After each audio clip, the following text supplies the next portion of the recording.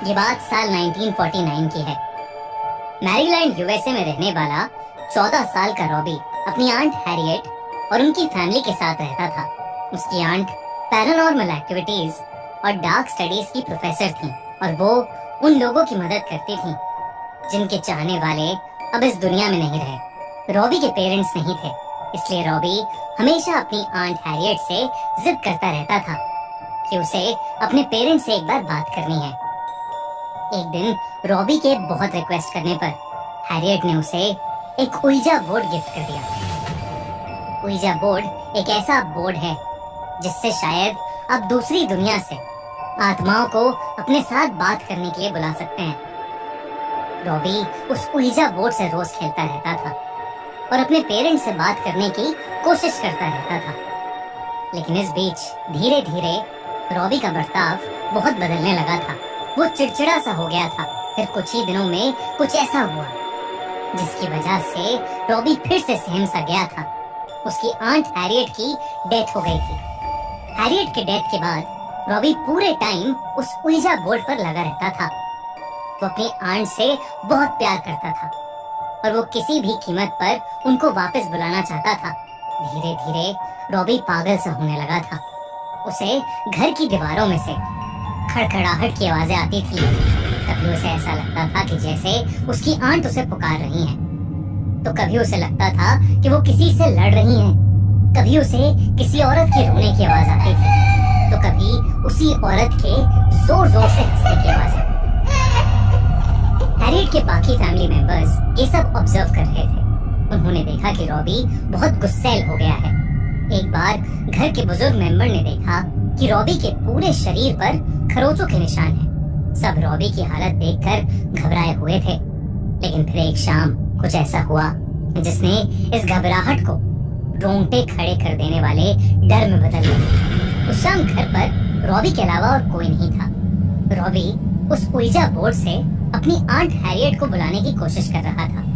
कुछ देर तक तो कुछ भी नहीं हुआ, मगर फिर अचानक घर के सारे दरवाजे और खिड़कियां बजने लगे।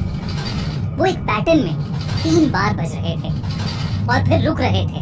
अचानक रॉबी का सर घूमने लगा और उसने देखा कि 2 काले साए उसके कमरे में चारों ओर तेजी से घूमने लगे हैं। साथ ही साथ उसके कमरे की सारी लाइट्स तेजी से जलने बुझने लगी थी। रॉबी बहुत ज्यादा डर गया और वो भागकर अपनी आंट के बेडरूम में चला गया। उसने वहां देखा कि उसकी आंट बिस्तर पर बैठी हैं और उनके सारे बाल बिखरे हुए हैं और वो अपने बालों में कंघी कर रही हैं। घबराए हुए रॉबी ने अपनी आंट को आवाज लगाई, मगर वो कुछ बोली ही नहीं। तभी उस बिस्तर पर बैठी औरत ने अपने बाल अपने चेहरे के सामने से हटाए और वो रॉबी की तरफ देखने लगी। उसका चेहरा देखते ही रॉबी की रूह कांप गई। वो औरत उसकी आंट नहीं थी, बल्कि कोई और थी जिसका चेहरा बेहद भयानक था। उस औरत की आंखें सफेद थीं और उसके गले हुए चेहरे पर कीड़े चल रहे थे। वो बहुत ही डरावने ढंग से रॉबी की तरफ देखकर हंस रही थी और अपनी जीभ निकाल रही थी। सहमा हुआ रॉबी जैसे ही रूम से बाहर भागने के लिए मुड़ा, उसके सामने एक डीमन खड़ा था जिसके लंबे लंबे दांत थे और लाल आंखें थीं। रॉबी उसे देखकर वहीं जम सा गया, जैसे वो किसी के वश में आ गया हो। वो वहीं खड़ा रहा और उस रूम का दरवाजा खुद ब खुद बंद हो गया। देर रात को जब हैरियट के फैमिली मेंबर्स वापस आए तो उन्होंने देखा कि रॉबी खून से लथपथ खड़ा है और उसके हाथ में एक चाकू है और दूसरे हाथ में पड़ोसियों की मरी हुई बिल्ली, और वो उस बिल्ली से उसका मांस निकाल निकाल कर खा रहा था। लेकिन जैसे ही उसने बाकी फैमिली मेंबर्स को देखा, वो गुस्से से पागल हो गया और सब पर एक बहुत ही भारी आवाज में चीखने लगा और फिर कुछ ही पलों में बेहोश हो गया। इस इंसिडेंट के बाद से रॉबी की हालत दिन ब दिन खराब होती जा रही थी। जब किसी साइकियाट्रिस्ट को कुछ समझ नहीं आया तो हैरियट की फैमिली ने 2 प्रीस्ट को अप्रोच किया और उन प्रीस्ट के घर पर पैर रखते ही रॉबी पागलों की तरह चिल्लाने लगा। घर वालों ने रॉबी को बेड से बांध दिया। जब उन प्रीस्ट ने रॉबी की हालत देखी तो वो शॉक थे रॉबी उन पर जोर जोर से हंसने लगा और गॉड की बेइज्जती करने लगा। वो उन दोनों को भी गाली देने लगा। तभी उनमें से एक प्रीस्ट ने रॉबी पर होली वाटर डाला। रॉबी की आंखें उसी सेकंड पूरी सफेद हो गईं और उसका चेहरा एक शैतान जैसा हो गया। उसके कमरे का फर्नीचर खुद ब खुद हिलने लगा। प्रीस्ट अपने चांट पढ़ने लगे और रॉबी अचानक दर्द से चिल्लाने लगा और एक जोर की दर्दनाक चीख के बाद वो बेहोश पड़ गया। उस दिन के बाद रॉबी पर कई एग्जॉर्सिज्म परफॉर्म किए गए, जिसके बावजूद रॉबी की हालत नहीं सुधरी। तभी अचानक रॉबी के कपड़े फटने लगे और उसके शरीर पर खून से अजीब अजीब से मार्क्स बनने लगे। उसकी चेस्ट पर एक बहुत बड़ा एक्स का साइन बन गया था और ये होते ही रॉबी का बेड हवा में उड़ने लगा। प्रीस्ट ने एग्जॉर्सिज्म उसी वक्त रोक दिया। सब फैमिली मेंबर्स ये देखकर बहुत डर गए थे।